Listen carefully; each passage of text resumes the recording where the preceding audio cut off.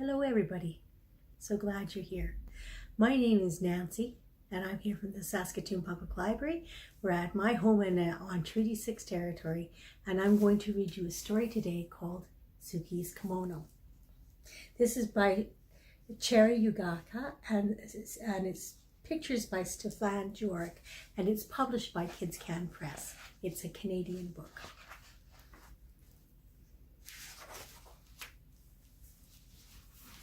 On the first day of school, Suki wanted to wear her kimono. "You can't wear that," said Mary. "People will think you're weird." "You can't wear that," said Yumi. "Everyone will laugh and no one will play with you. You need something new, Suki. You need something cool." It's kind of a nice kimono. But Suki shook her head. She didn't care for new. She didn't care for cool.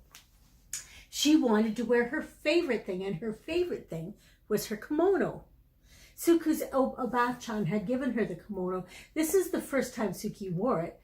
The first time Suki wore it, her Obachan took her to a street festival where they slurped bowls of slippery, cold ramen noodles and shared a cone of crunchy shaved ice topped with a sweet red bean sauce. Good memories.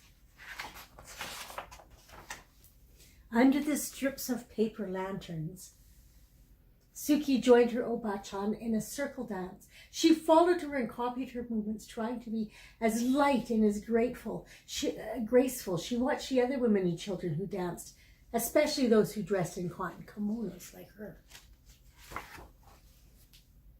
Later, Suki sat so close to the stage that when the taiko drummers performed boom, boom, boom, boom, she felt like she'd swallowed a ball of thunder and her whole insides quaked and quivered. Before they left the festival, Suki and her Obachan stopped at a souvenir stand. There were many things to choose from, but her Obachan found the prettiest thing of all: a handkerchief with pale pink linen decorated with tiny maple leaves and cherry blossoms. When she gave it to Suki, she said, "This will help you to remember our day." Now it was time for school. Mother checked Suki's obi one last time and took a picture of Mary, Yumi, and Suki together on the front steps. Then, as she watched, the three sisters made their way down the block to their school. Mary and Yumi stayed several paces ahead of Suki and pretended they didn't know her. Silly sisters. But Suki didn't mind. She turned and waved to her sister before she clapped along in her shiny red geta, feeling very pleased with her fan-patterned blue kimono. Once in a while, Suki would lift her arms and let the butterfly sleeves flutter in the breeze. It made her feel like she'd grown her own set of wings. When they reached the school, Mary and Yumi hurried across the yard to a group of their friends. Suki stopped and looked around. Some of the children turned and stared at her, and others giggled and pointed at her kimono. But Suki ignored them. She took a seat on a swing to wait for the bell.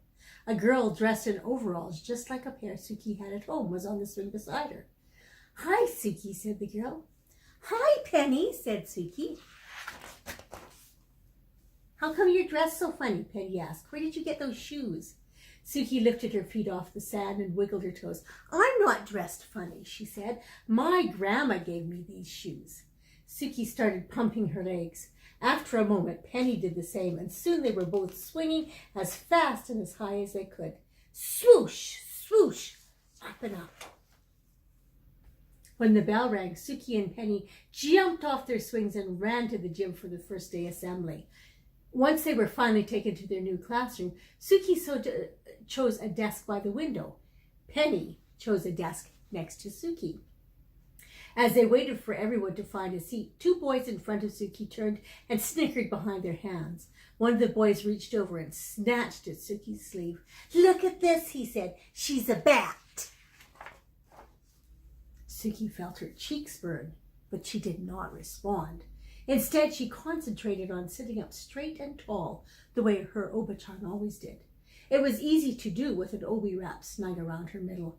Her obi was golden yellow, and in its folds Suki had tucked away her pale pink handkerchief. "Welcome to first grade," said the teacher. "My name is Mrs. Paggio." She smiled. "Let's introduce ourselves and tell everyone what we did this summer." When it was her turn to speak, Suki stood up and told the teacher her name. "Hello, Suki," said Mrs. Paggio. "What did you do this summer?" "My grandmother visited us," she said, straightening her sleeves. "She brought me my kimono and my geta." Suki raised her feet to show the teacher her wooden clogs. Somewhere in the classroom, someone laughed. But Suki took a deep breath and continued. "The best thing was that they took me to a festival, and there were dancing girls dressed like me, and they danced like this." She took a few steps and swayed her arms sideways. "Look, now she's dancing," someone said. But Suki didn't hear. She hummed the music she remembered hearing at the festival. She remembered how it felt to dance barefoot in the open air on fresh-cut grass that tickled her toes. She tried to picture the other dancers, how they moved forward in the circle with the rhythm of the music, how they stamped their feet, first right, then left, swung their arms, first up, then down, how they stepped back and back and back, and then clapped. When Suki couldn't remember the next step, she made it up just to keep dancing. 1, 2, 1, 2, 1, 2, stop. When she finished, the room seemed very quiet. Everyone was watching her. Suki sat down, wondering if she was in trouble. But Mrs. Paggio said, "That was wonderful, Suki." And she started to clap, and then so did Penny. And after a moment, so did the entire class. After school, as the three sisters walked home together, Mary and Yumi grumbled about their first day. "No one even mentioned my new sweater," said Mary. "No one even noticed my cool shoes," said Yumi. But Suki just smiled.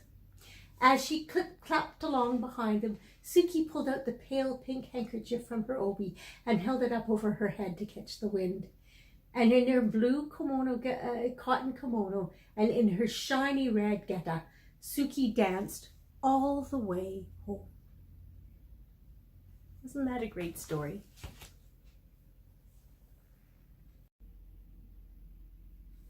So today we want to make a kimono doll bookmark. These are a couple that I've already made, so you can see what they look like. There's a bunch of different styles and you can use different colors, but the truth about it is they're bookmarks and they're cute. So that's what we're going to try for. So what do we need to start with? We need paper.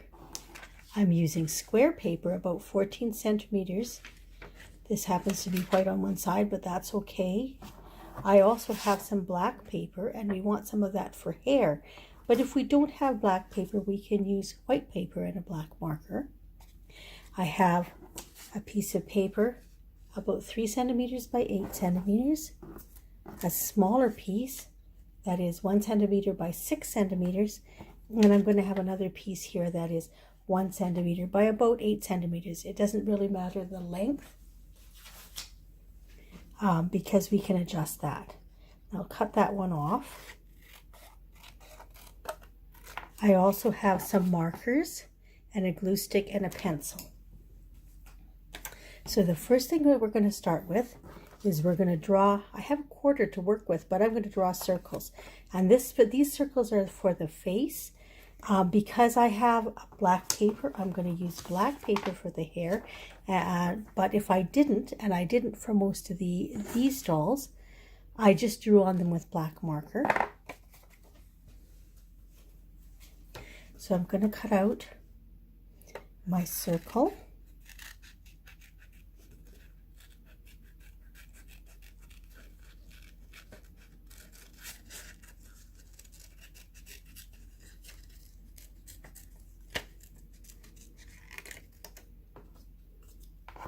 I'm going to cut out the little hair pieces.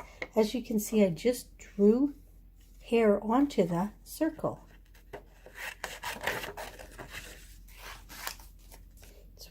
quickly cut those out. Doesn't matter if they have pencil on them because I can turn them over to the other side and no one will see the pencil.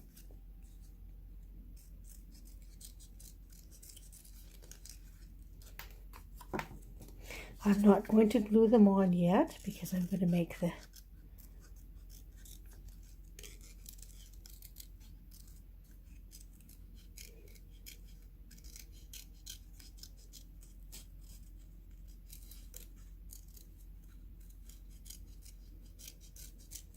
Now I'm going to take and cut this part out along the edge of the hairline because of course this will then fit over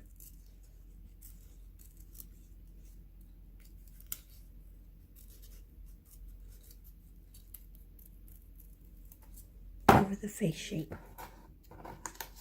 like that. Okay, we've got our pieces ready. Now we're going to start with a piece of paper. I'm going to fold it in half because we need to find the center. Then at the center we're going to take this piece here, which is going to be what the head is on. We're going to fold it in half. Going to glue the head onto there.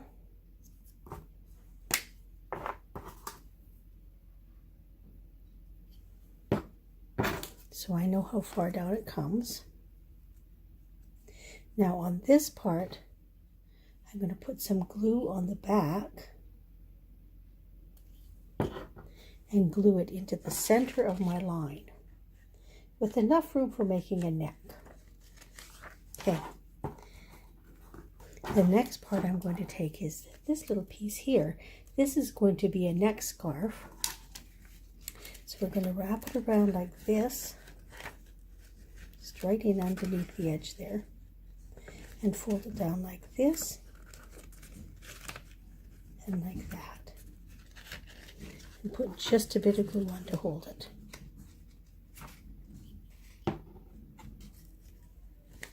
Then we're going to fold this over.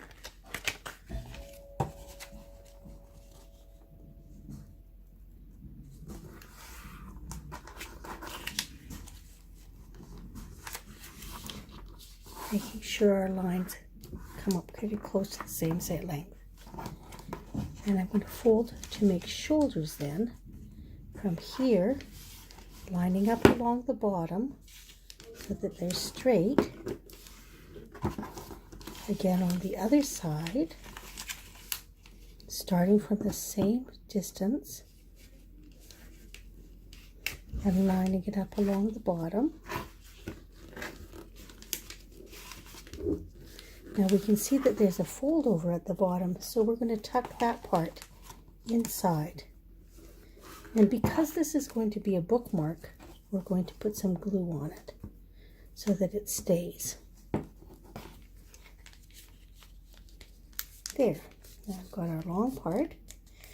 Now we have the neckline, we have the doll, and this part is going to go across the middle to make the obi, which is the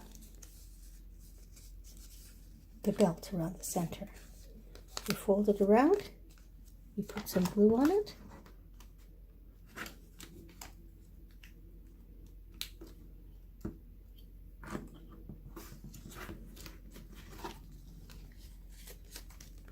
there. Now we go back and we're going to put on the hair. So I'm putting it on the side that has the crayon or the pencil marks on it. This is going to be the back.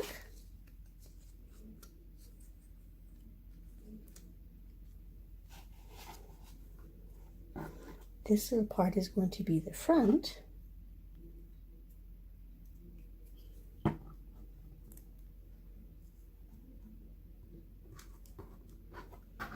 And I'm going to take a little sticker, put it on the top edge here. So I think that will look pretty with our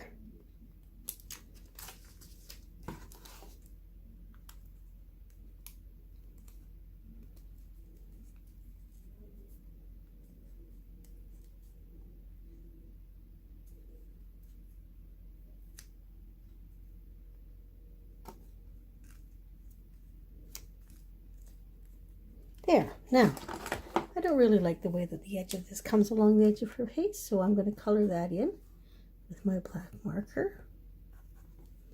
And then I'm going to give her eyes.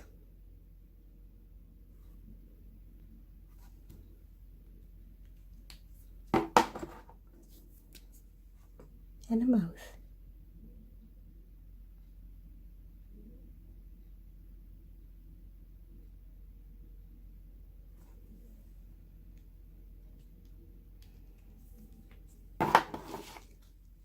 And there we have our kimono doll bookmark. Try several if you like.